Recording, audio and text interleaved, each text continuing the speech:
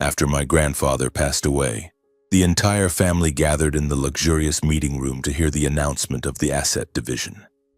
Everyone was certain they would be the rightful heirs, while I, the adopted child, was just there to be the butt of the joke.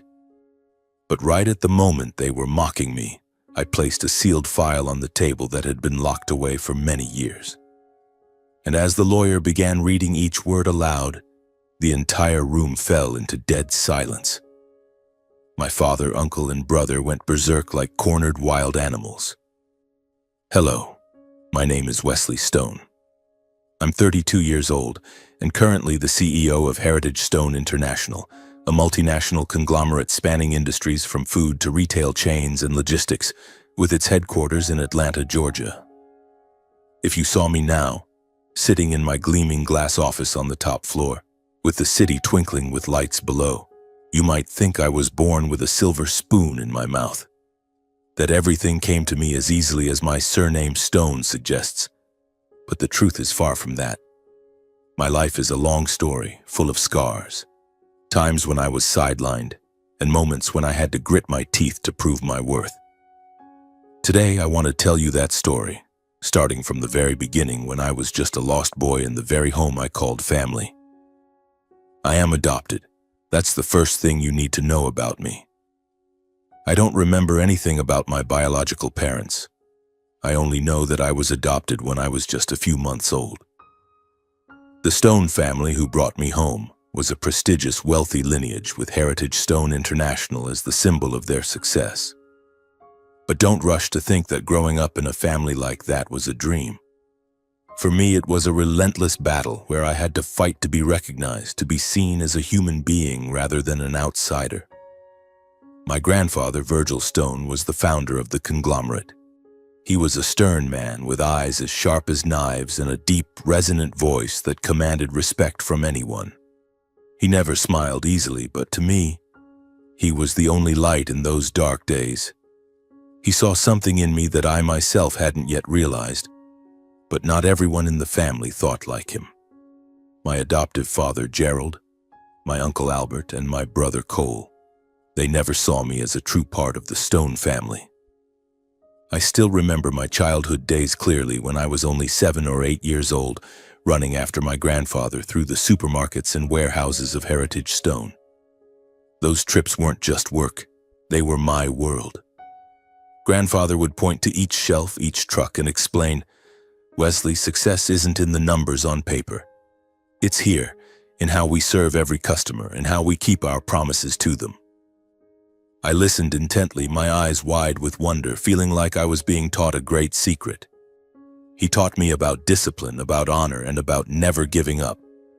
In those moments, I felt like I belonged here, like I was part of his legacy. But it was precisely in those times that the conflicts in my family began to simmer. Gerald, my adoptive father, always looked at me with cold eyes. He was a tall man, in expensive suits and with a forced smile, but I knew he didn't like me. Once I overheard him speaking to my adoptive mother, Helen, in the vast kitchen of the mansion. "That boy will never be our son. He's just a decoration. Don't let anyone give him illusions." I stood there in the corner of the kitchen, clutching the notebook grandfather had given me, trying not to let the tears fall. Uncle Albert, Gerald's younger brother, was even worse. He didn't hesitate to mock me right to my face. "Wesley, who do you think you are? One day you'll be kicked out of here, back to where you belong, nowhere." And Cole, the son of my adoptive parents, who was 2 years younger than me, took the most pleasure in hurting me. He had a handsome face, golden blonde hair, and the confidence of someone born knowing he would inherit everything.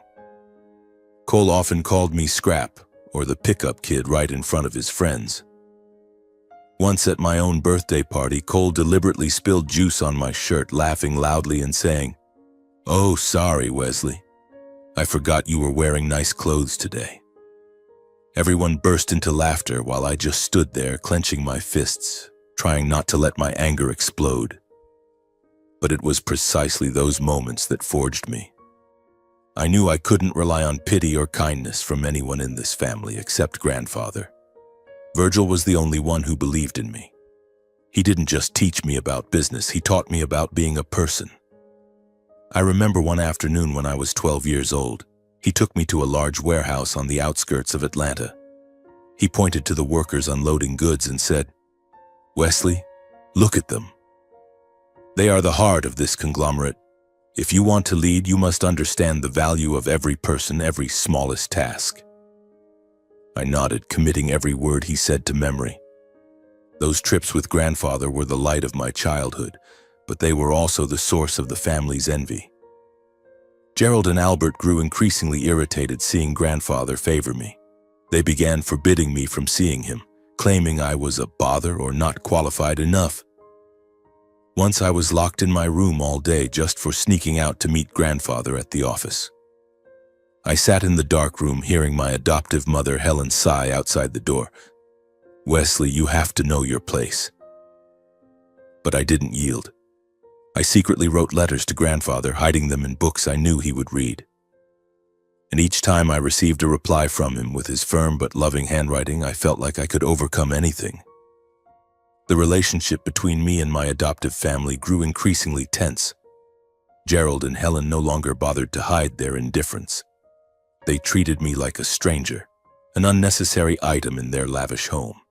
Cole became even more cruel, always finding ways to humiliate me. But it was that very harshness that made me grow up. The determination to prove myself worthy of the Stone family followed me through my years of study, until I stepped out of the university gates, a business degree in hand, my heart brimming with a desire to contribute to Heritage Stone International, the empire my grandfather had built from nothing. I thought it would be the start of my dream, but reality delivered a cold slap, a harsh lesson about the cruelty of those who called themselves family. When I returned to Atlanta, Heritage Stone was no longer the same.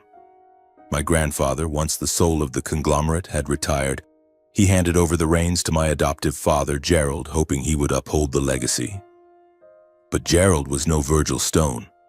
He ran the company with arrogance and authoritarianism, turning the values my grandfather cherished, like dedication to customers and respect for employees, into dry numbers on financial reports.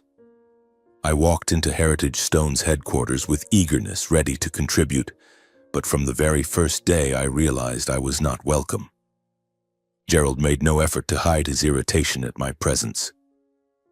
"Wesley, where do you think you are? This isn't your playground," he said coldly during the first meeting I was allowed to attend. I sat at the far end of the table, feeling the scrutinizing gazes of senior managers. Gerald and Uncle Albert, the chief financial officer, quickly sidelined me from any significant decisions. They assigned me trivial tasks, like checking meeting minutes or scheduling appointments, as if I were a mere intern, not the one my grandfather had mentored from childhood. Cole, my younger brother, was even worse. With his smirking smile and arrogant attitude, he never missed a chance to mock me in front of others. Once, in a packed meeting room, as I tried to propose an idea for improving the distribution process, Cole interrupted me mid-sentence. "Wesley, do you think you're smarter than everyone here? A foster kid trying to lecture us?" The room erupted in laughter, though I noticed a few averted their eyes as if sensing the unfairness. I gripped my pen tightly, suppressing my anger, but inside a fire was burning. I didn't stop trying. I spent countless nights studying reports, researching markets, and developing ideas I believed could help Heritage Stone grow. Once I proposed expanding the supermarket chain into suburban areas, regions with rising demand for high-quality food that remained untapped. I prepared a detailed plan complete with data and profit projections, hoping it would change how Gerald and Albert viewed me. But when I presented it at the board meeting, Gerald didn't even bother to read the document. He waved it off with a sneer. "Wesley, you think a few numbers will impress us? You should learn your place." Albert nodded in agreement while Cole laughed loudly as if my idea were a joke. I stood there, in the luxurious meeting room with its wood-paneled walls and windows overlooking the city, feeling suffocated. I wanted to shout, to say that I had spent months researching, that I believed in this plan because of the lessons my grandfather taught me. But I knew that no matter what I said, they wouldn't listen. To them, I wasn't Wesley Stone, a man with dreams and ambitions, but just the adopted kid who would never be worthy.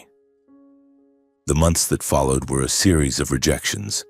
I was excluded from major projects, given meaningless tasks, and mocked whenever I tried to speak up. Once I overheard a conversation between Gerald and Albert in the break room. "Does that kid think he can change anything?" Albert said, his voice dripping with disdain. "Just let him do the grunt work and he'll get tired and leave." Gerald laughed. "Exactly. He'll never be part of this legacy." I stood behind the door, my heart constricting, but I told myself I couldn't give up. Not for them, but for my grandfather, the one who believed in me. But my patience had its limits. Each passing day made it clearer that staying here would keep me suppressed forever. I couldn't wait for recognition from people who never wanted to see me succeed. I began to think about leaving, but the thought terrified me. Heritage Stone was everything I had ever dreamed of, the legacy my grandfather built, the place where I felt I belonged. Leaving meant abandoning everything I had hoped for, but staying felt like digging a deeper hole for myself. One night, sitting alone in my small apartment looking out the window at Atlanta's glittering skyline, I recalled my grandfather's words. "If they don't give you a chance, make your own."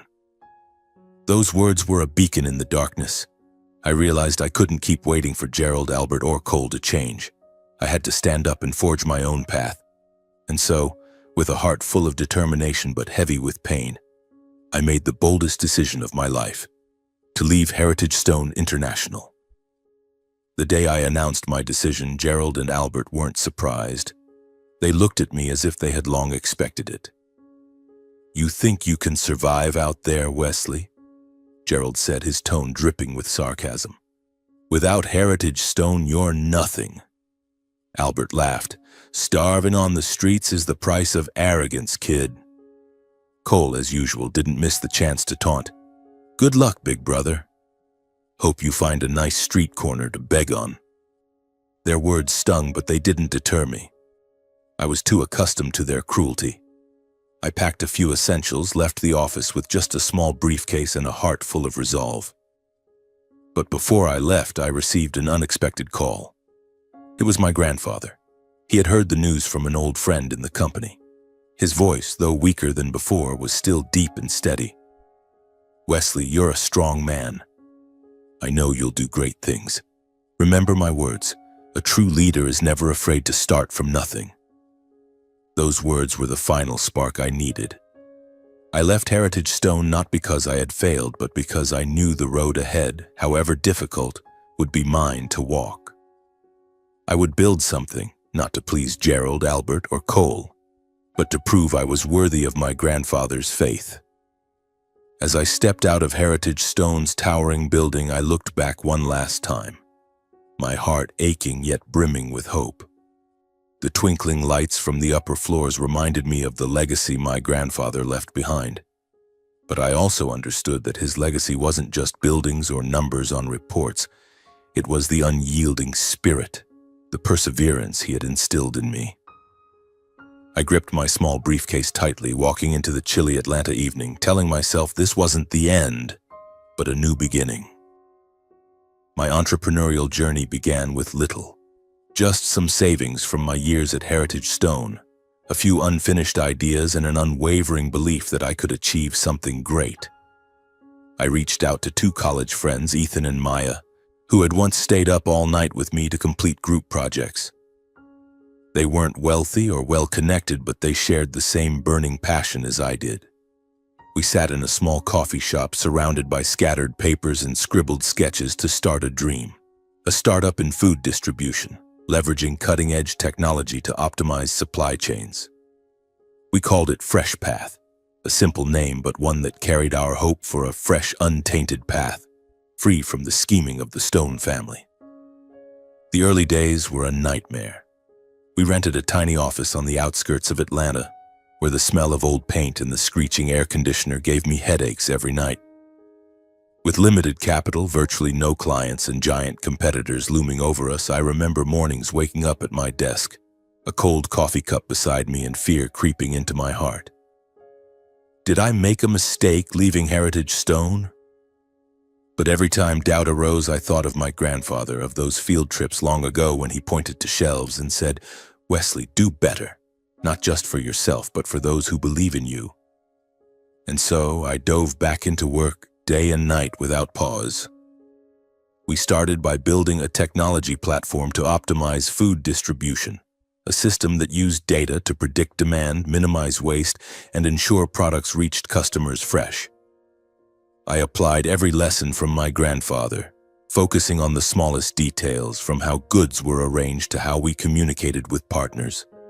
But reality wasn't like those warm conversations with him. The market was ruthless, and we faced constant rejections. Once Ethan and I drove 3 hours to meet a potential supplier, only for them to cancel at the last minute without explanation.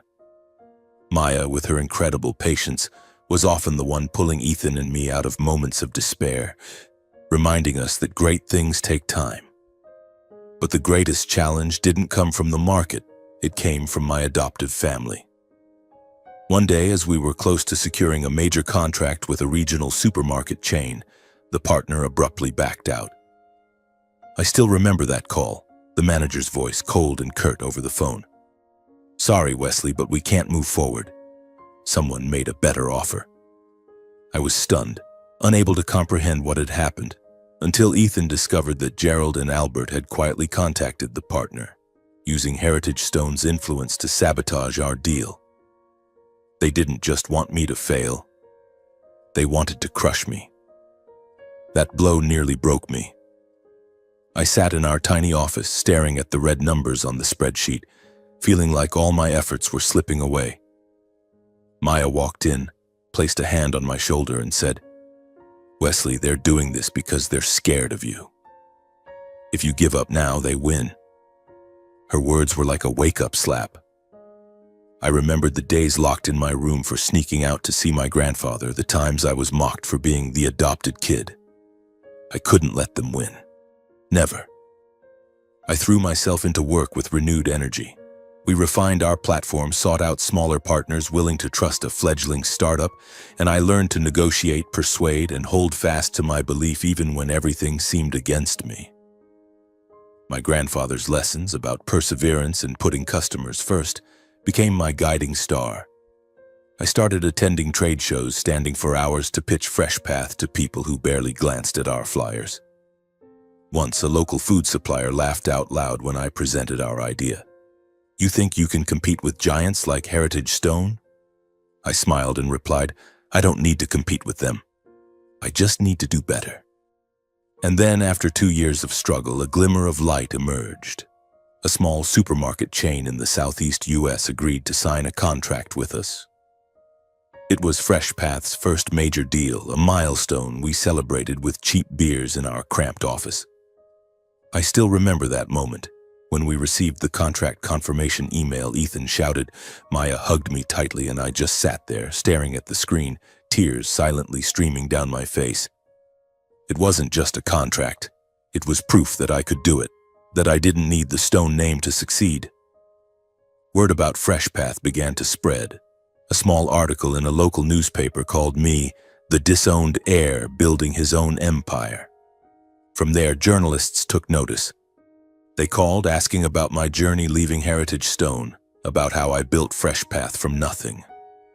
I didn't want to boast, but I didn't hide the truth either. I spoke about the years of being sidelined, the times my adoptive family mocked me, and the faith my grandfather had placed in me. Those stories, far from weakening me, turned me into a symbol, a young man daring to stand up against giants. The news didn't take long to reach Gerald, Albert, and Cole. I heard Gerald slammed his desk in a rage when he read the article about me, while Albert called partners to try to smear FreshPath's reputation. Cole, as usual, mocked me on social media, posting sarcastic comments. "Congrats to Big Bro for landing a tiny deal. Don't dream too big." But I knew, behind their taunts, there was fear. They were starting to realize I was no longer the boy they could easily bully. If I kept succeeding, Cole's position as the legitimate heir would falter, and Gerald and Albert's influence in Heritage Stone would no longer be as secure. Those days were a mix of pride and unease. I knew I was on the right path, but I could also feel the shadow of my family looming over me. They wouldn't leave me in peace. But I wasn't afraid. I had learned that in this world nothing comes easily, and if I wanted to protect my dream, I had to be ready to fight. FreshPath, my startup, was slowly finding its footing, but I never anticipated that the greatest challenge would come not from the market or competitors, but from the very people who called themselves family, and from a loss I was never prepared to face. One rainy afternoon in Atlanta, as I sat in FreshPath's small office reviewing revenue reports, my phone buzzed. It was an unfamiliar number, but the voice on the other end was achingly familiar. Mr. James, a former manager at Heritage Stone who had worked under my grandfather. "Wesley," he said, his voice trembling. "I don't know how to say this, but Virgil, he's very weak. He's been in the hospital for weeks." I felt the blood drain from my body. My grandfather, the man strong as a mountain who had taught me everything I knew, was lying in a hospital bed, and no one in the family had told me. I asked Mr. James, trying to keep my voice steady. Why didn't I know? Who's with him? He sighed, his voice heavy with helplessness. Gerald and Albert kept it quiet. They didn't want you to know. I only found out because a friend at the hospital told me. His words hit me like a punch to the chest. I hung up, stood, and without a second thought, rushed out of the office, running through the rain to get to the hospital. I had to see my grandfather. I had to know he was okay. Emory Hospital in Atlanta was a cold, white building with endless corridors and the sharp smell of antiseptic. I stood outside the ICU where my grandfather lay, but before I could step inside, Gerald and Albert appeared, blocking my way at the door. Gerald, in his impeccable suit and with eyes like ice, said, "What are you doing here, Wesley? My father needs rest, not more burdens from someone outside our bloodline." His words cut like a knife, but I tried to stay calm, my voice trembling. "He's my grandfather. I have a right to see him." Albert smirked, stepping closer, his tone dripping with sarcasm. "A right? You think you have any rights here? You're nothing, Wesley." I wanted to push past them, to scream that my grandfather was the only one who truly loved me, but security guards appeared, barring the door at Gerald's command. I was forced outside, standing in the rain, my shirt soaked, my heart shattered. But the most painful moment came when Cole appeared, standing under the hospital's awning, looking at me with a mocking grin. "Why are you crying, big brother? Did you think Grandpa would call out for you in his final moments? Wake up, you're not family." I clenched my fists, my nails digging into my palms until they bled, but I didn't respond. I refused to give him the satisfaction of seeing me break. The days that followed were a nightmare. I tried every way to visit my grandfather.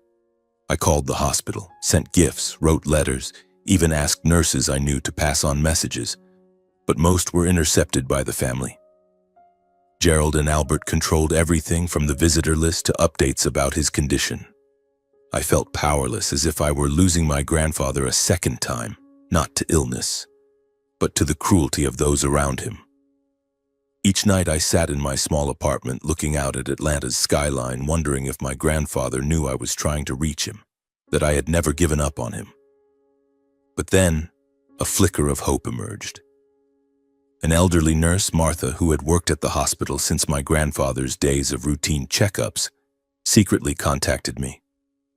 "Wesley," she whispered over the phone, "I know you're the one Virgil loved most. I'll help you." That day I wrote a short letter, just a few lines, pouring out my heart. "Grandpa, I'm still here. I'll never give up on what you taught me. I love you." I gave the letter to Martha, praying it would reach him. A few days later, Martha called again. "Come, Wesley.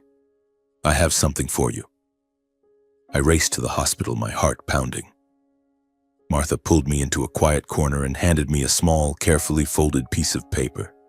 The handwriting on it was shaky, weak, but I recognized it instantly as my grandfather's. "Wesley, you are my pride. Don't let them break you. Keep fighting." I pressed the note to my chest, tears streaming down my face. It was the first time in weeks I felt my grandfather was still there, still believing in me, despite being surrounded by the hospital's walls and my family's cruelty. That note became my sole source of strength. I kept it in my wallet, carrying it like a talisman, a reminder that I couldn't give up. But the pain didn't fade. Every time I thought of my grandfather lying there alone in his hospital room with me unable to be by his side, it felt like a chasm opened in my chest. I kept working on Fresh Path, but my mind was always at the hospital, with the man who gave me a reason to fight. Meanwhile, Gerald, Albert, and Cole acted as if I didn't exist. They held press conferences, appeared on TV to talk about the Stone family legacy, but never once mentioned me. Cole even posted on social media, sharing a photo of himself by my grandfather's bedside with the caption, "With Grandpa in his final days, family is everything." I read it late one night and anger surged through me like wildfire. But I knew that letting that anger control me would mean defeat. I had to stay strong, not just for myself but for my grandfather. I kept trying, sending messages through Martha, hoping they'd reach him. But I knew time was running out. Each passing day made me feel the fragility of everything.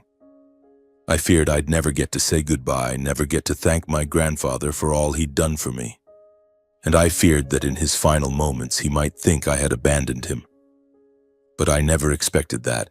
Even in his weakest days, my grandfather was preparing something, a final card, a last gift for me. That trembling note wasn't just encouragement. It was a promise that he would never let me fight alone. Then one day, the storm hit. I was at the Fresh Path office, buried in a mess of paperwork and urgent calls when my phone buzzed. An unfamiliar number flashed on the screen, but I answered, thinking it might be a supplier or a business partner. The voice on the other end stopped my heart cold. It was Harold, my grandfather's private attorney, whom I'd only met a few times on significant occasions. His voice was low, deliberate, and carried a chilling edge. "Wesley, we need to meet. Right now. It's about Virgil." I gripped the phone tightly, my voice trembling as I tried to stay calm. "What's wrong with Grandpa? Is he okay?" But Harold's response was heavy. "Come to my office. I'll explain." A cold premonition ran down my spine as if someone had poured ice into my veins. I knew, though I didn't want to admit it, that the worst had happened. I rushed out of the office, not bothering to grab my coat or say a word to Ethan or Maya. I drove through the streets of Atlanta, my mind a whirlwind, my heart pounding as if it might burst. The light rain outside mirrored the unease within me, each drop hitting the windshield like a hammer to my chest. My grandfather, the man strong as a mountain who taught me to stand tall against the world, couldn't leave me. He couldn't.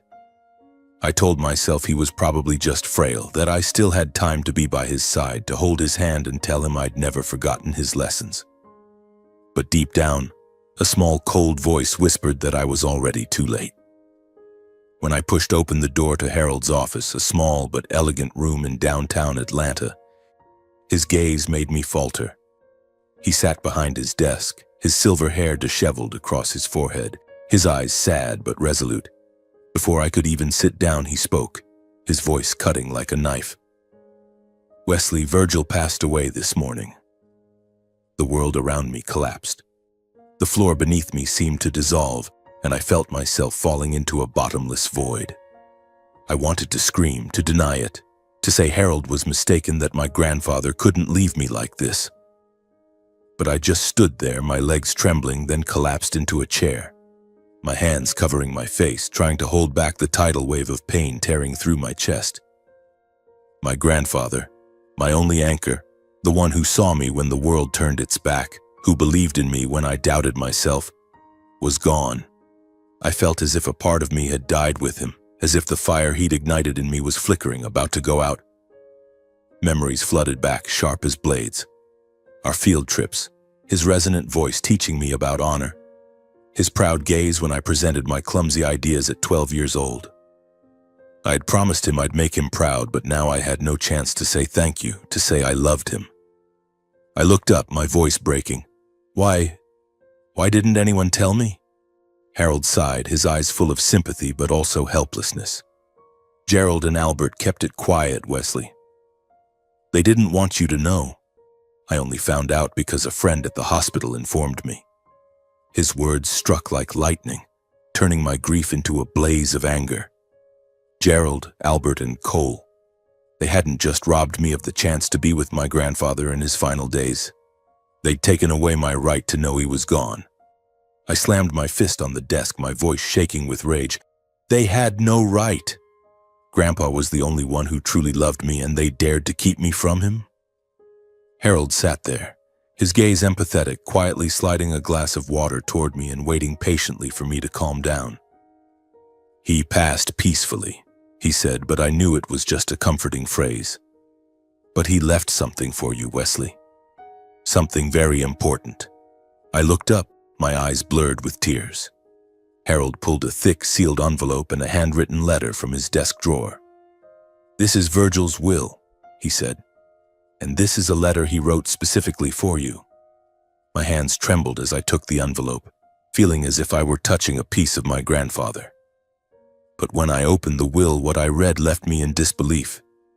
In the will written years ago when my grandfather was still sharp, he left the entirety of his controlling shares in Heritage Stone International, along with his most valuable real estate and personal assets to me, Wesley Stone, the adopted son the family always scorned. He wrote clearly in sharp legal language that I was the only one he trusted to carry on his legacy. Gerald, Albert, and Cole received nothing more as they had already been given their shares earlier and, in his words, had not proven themselves worthy. I read it over and over, my heart pounding, unable to believe that my grandfather had quietly prepared all this, even when I was pushed to the margins of the family. Then I opened the handwritten letter. His familiar script, though frailer than the note from the hospital, still carried his steadfast tone. Wesley, you're the only one who understands my life's work. I didn't choose you because you're adopted, but because you have the heart and will of a true leader. Don't be afraid. Take what I've left you and protect our legacy. I believe in you. I clutched the letter to my chest, tears falling onto the paper, but this time not from pain, but from a fierce emotion. As if my grandfather were standing right there, placing his hand on my shoulder, giving me the strength to face the world. Meanwhile, Gerald, Albert, and Cole were completely unaware of the will.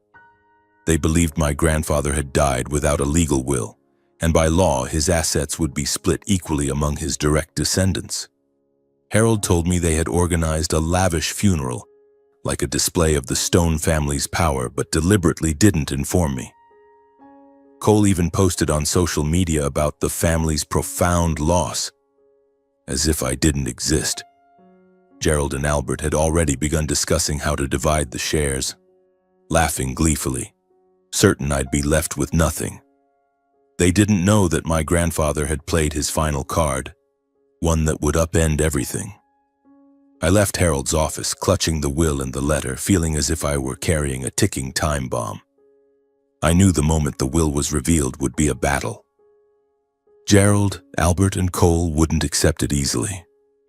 They'd scream, they'd sue, they'd do anything to reclaim what they thought was theirs. But I wasn't afraid. I was ready. I would walk into the public reading of the will, where the whole family would gather, and I would lay my grandfather's card on the table, in front of everyone. I imagined Gerald's face when he realized he'd underestimated me, pictured Cole's panicked eyes when he understood that the adopted kid had surpassed him. But above all, I imagined my grandfather somewhere smiling. I didn't get to attend my grandfather's funeral. I didn't get to say goodbye. But I knew he didn't need those rituals. He had given me a greater gift, a chance to prove I was worthy not just of the Stone name, but of everything he believed in. And when the day of the will's reading arrived, I would walk into that room not as an outcast, but as the true heir, the one Virgil Stone had chosen. That morning, the Atlanta sky was cloaked in gray clouds, as if the entire city were holding its breath for a fateful moment. I stood before the mirror in my small apartment, adjusting the dark green tie, my grandfather's favorite color from our field trips years ago. I didn't choose a flashy suit like the ones Gerald or Cole wore to flaunt their status. My outfit was simple, but to me it carried the weight of sincerity, of the lessons my grandfather had instilled in me. In my jacket pocket, I kept his letter, its trembling script a reminder that he was still here, if only in my mind and heart.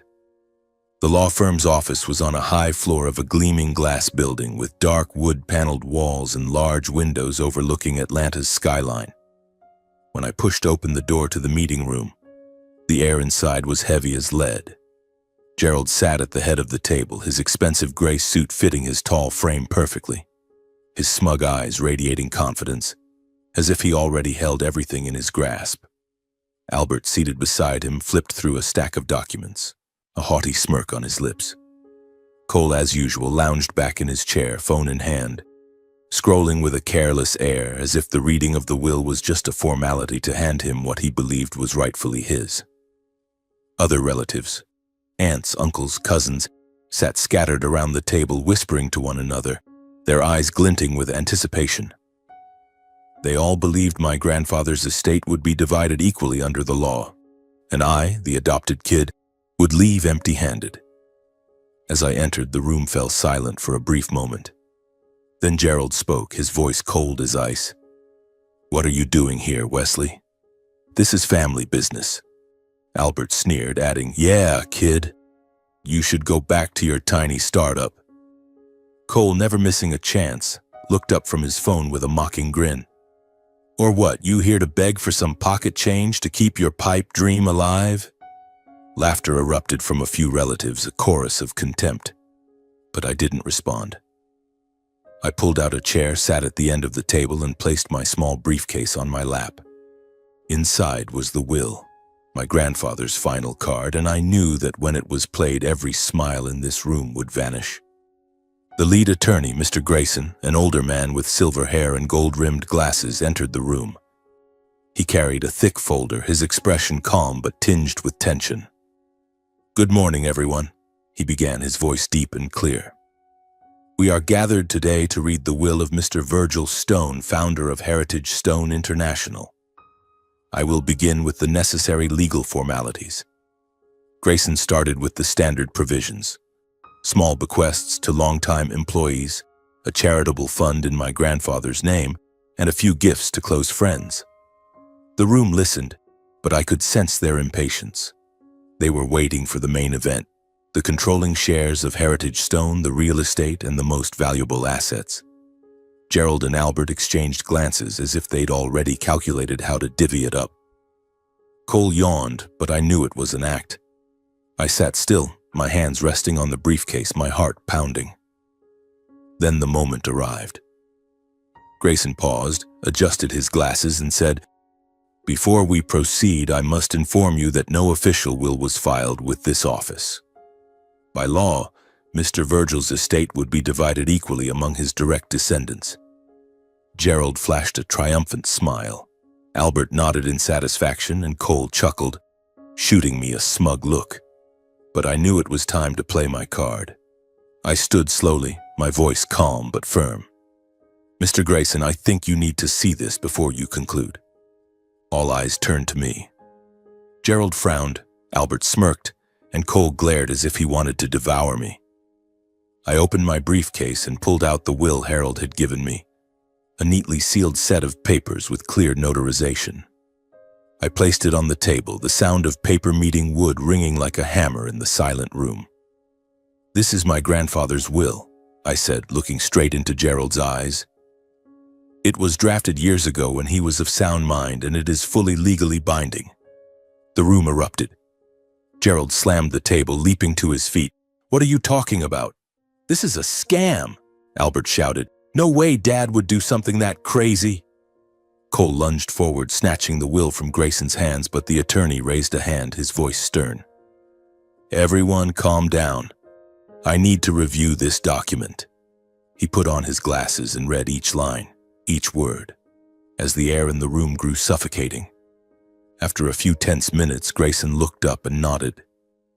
"This is a legally valid will bearing Mr. Virgil Stone's signature with proper notarization and witnesses." Its legal standing is undeniable." He began reading aloud, his voice resounding like a verdict. "The entirety of the controlling shares in Heritage Stone International, along with the most valuable real estate and personal assets, is bequeathed to Wesley Stone. Gerald Stone, Albert Stone, and Cole Stone shall receive no additional assets, as they were previously allocated their shares.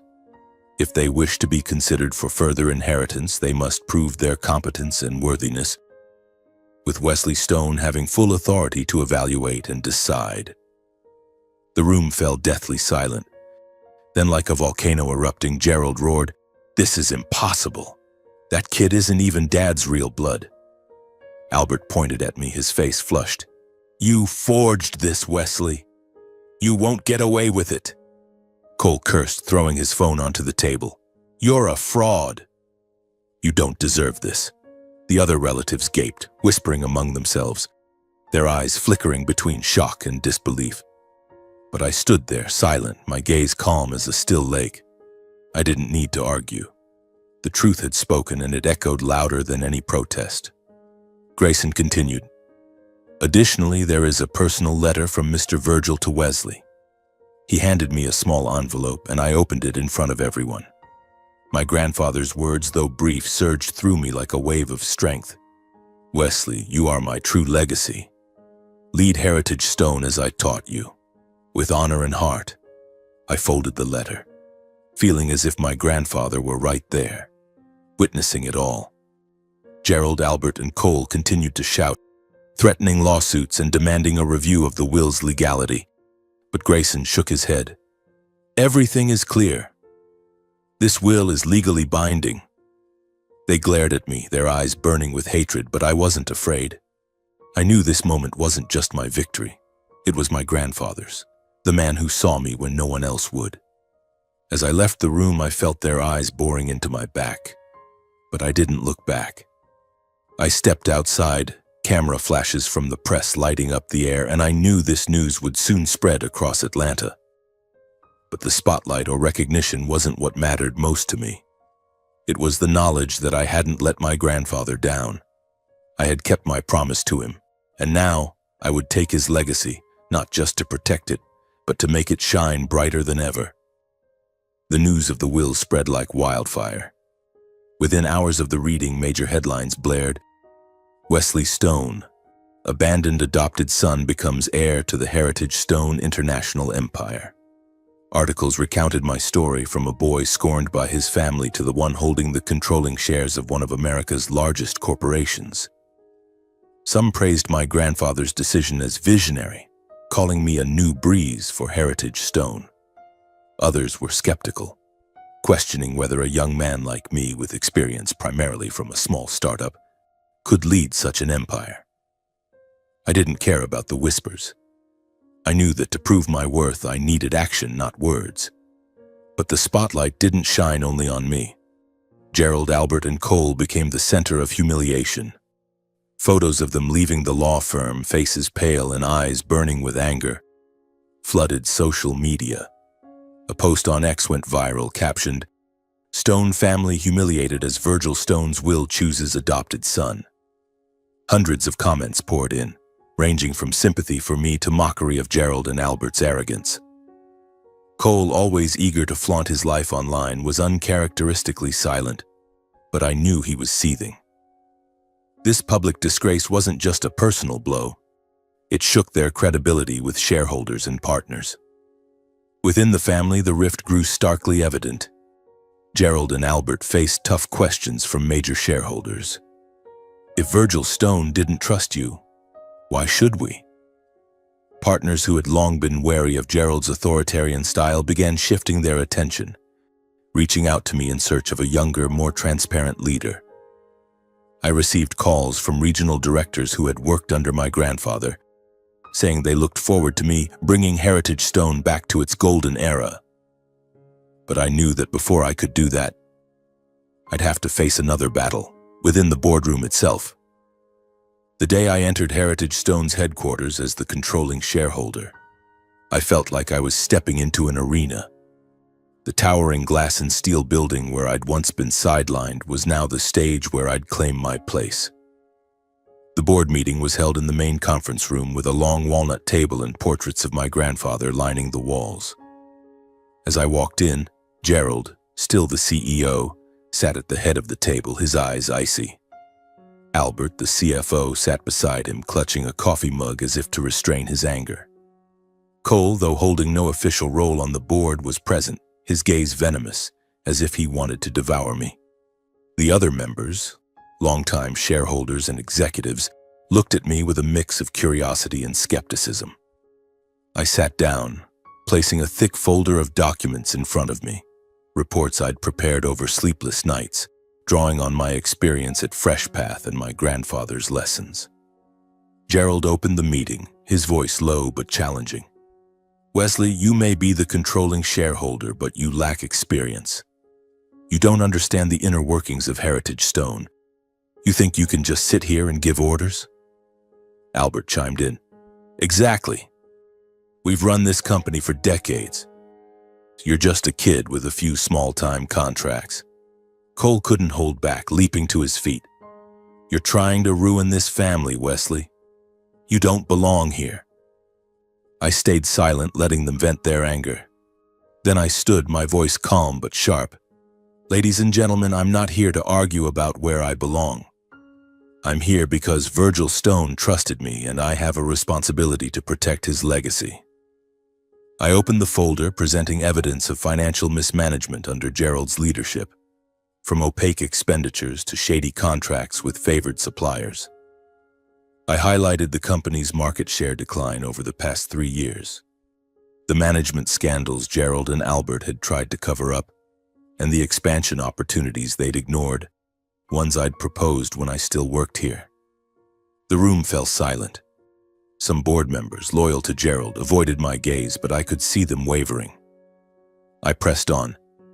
"I propose that the board vote to remove Gerald Stone as CEO and Albert Stone as CFO simultaneously. I nominate myself as CEO to lead Heritage Stone in line with Virgil's vision." Gerald let out a forced laugh. "You're delusional, Wesley. You think the board will choose an inexperienced kid like you?" But I didn't respond. I looked into the eyes of each board member, letting them see I wasn't here for a power game. I was here to save the legacy. The vote was held in a suffocatingly tense atmosphere.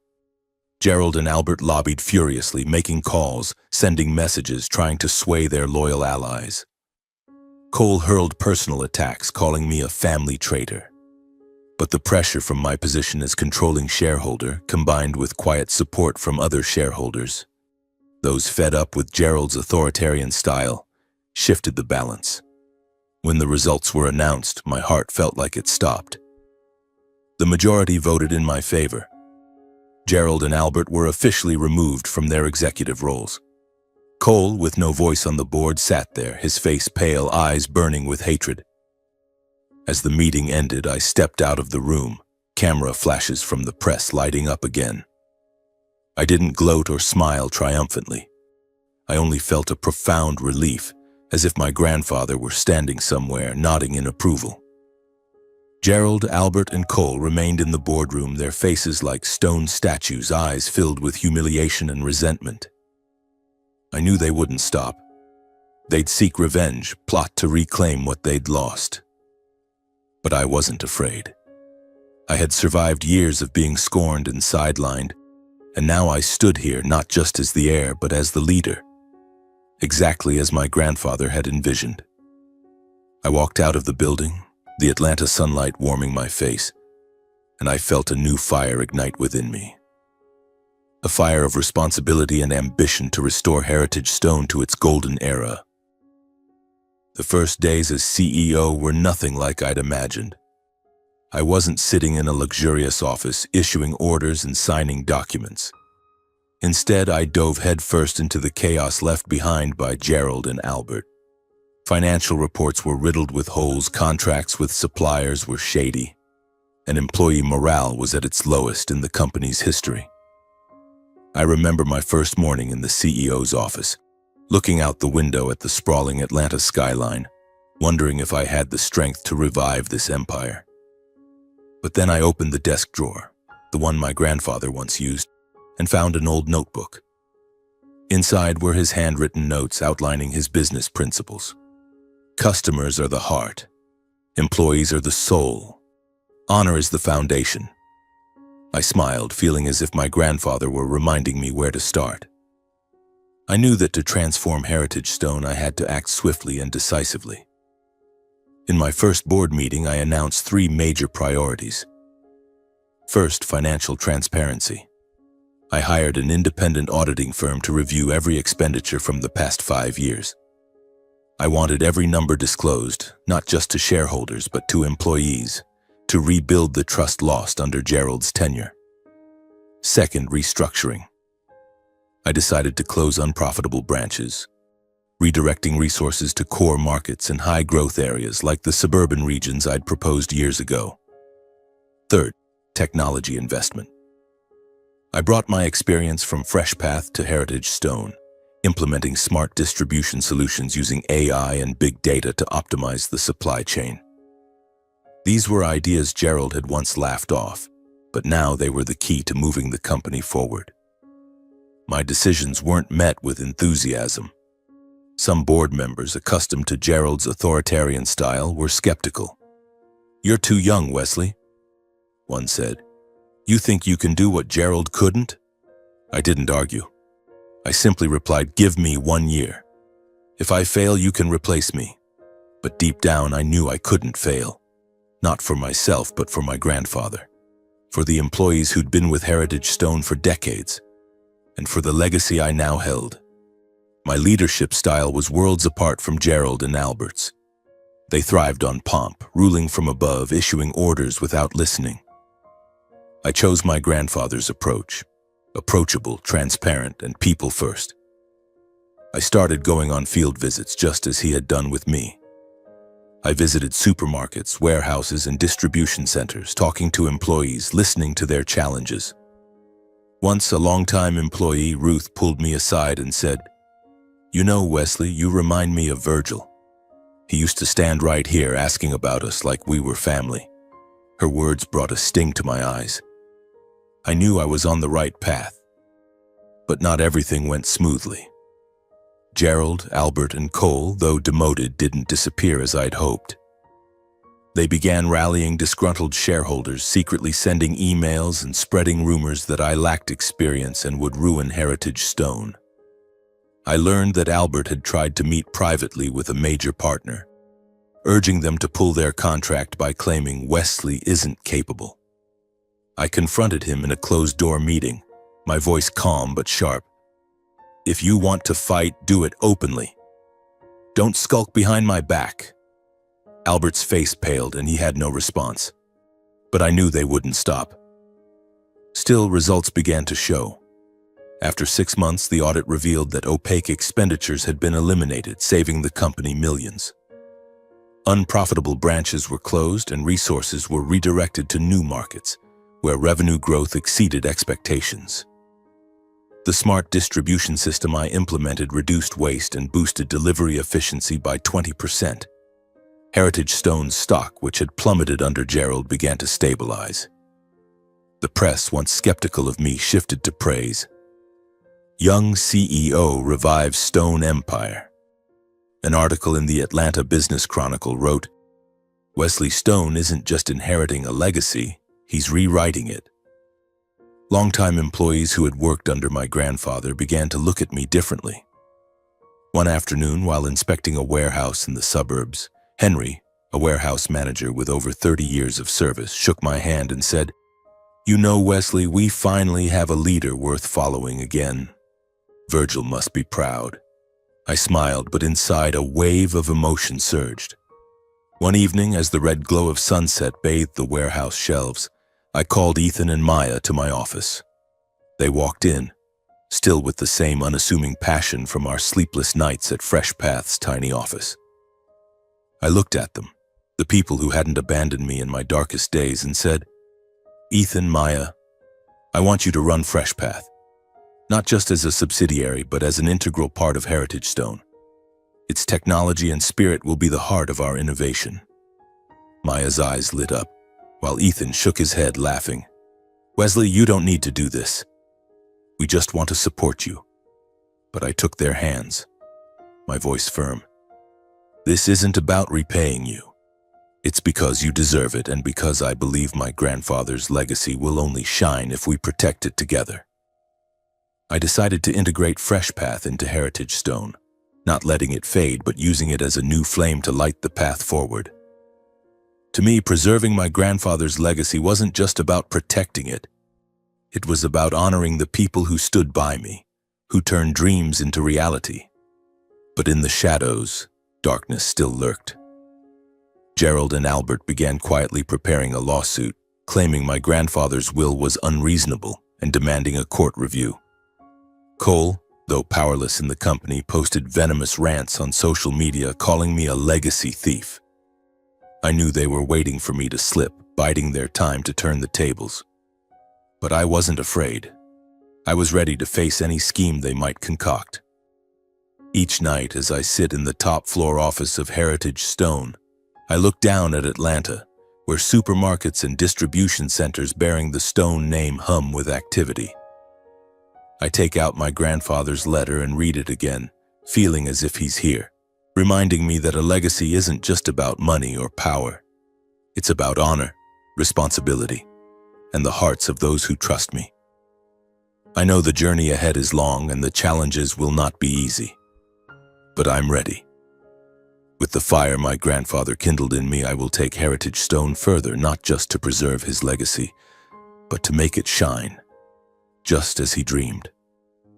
In the quiet space under the soft glow of the desk lamp, I think of myself, the boy once called the spare, pushed to the margins of the family that bore my name.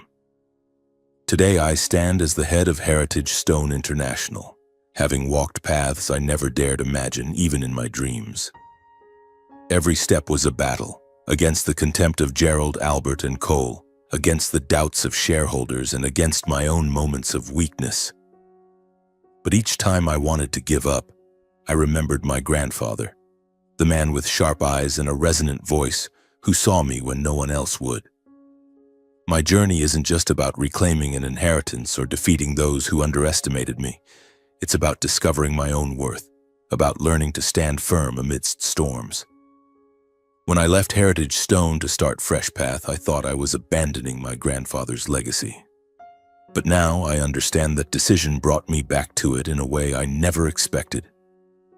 The years struggling with the startup, the sleepless nights keeping FreshPath alive, and the moments facing betrayal from my adoptive family forged me into the person my grandfather always believed I could be.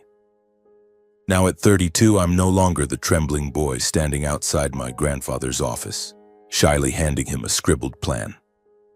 I'm Wesley Stone, CEO of Heritage Stone International, the one who steered the company through a crisis, restored the trust of shareholders and employees, and laid the foundation for a new future. But I'm not complacent. I know every success today is built on the lessons my grandfather taught me, about discipline, honor, and putting people first. Every decision I make, from financial transparency to investing in technology, bears his mark, as if he's still guiding me from afar. Gerald, Albert, and Cole haven't given up. I've heard they're preparing a new lawsuit claiming my grandfather was not of sound mind when he wrote the will. But I'm not worried. My lawyers, led by Harold, are ready. Moreover, the support from shareholders and employees gives me confidence that whatever they scheme, I'll overcome it. Cole still posts occasional venomous rants on social media, but they no longer carry the weight they once did. The press now calls me the worthy heir, and each time I read those words, I feel my grandfather smiling somewhere.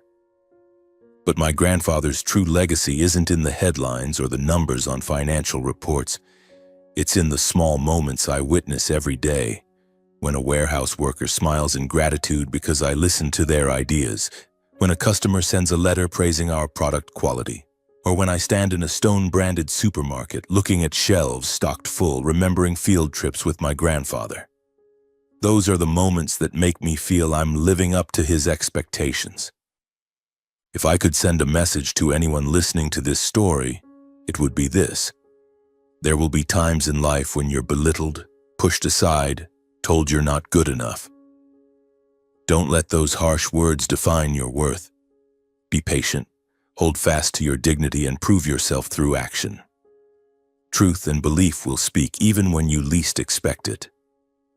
I learned this from the days I was called the adopted kid, from the desperate nights in Fresh Path's tiny office, and from the moments I thought I couldn't go on. But I did go on, and I'm still going, because I know the greatest legacy isn't money or power. It's the honor and integrity we leave for the next generation.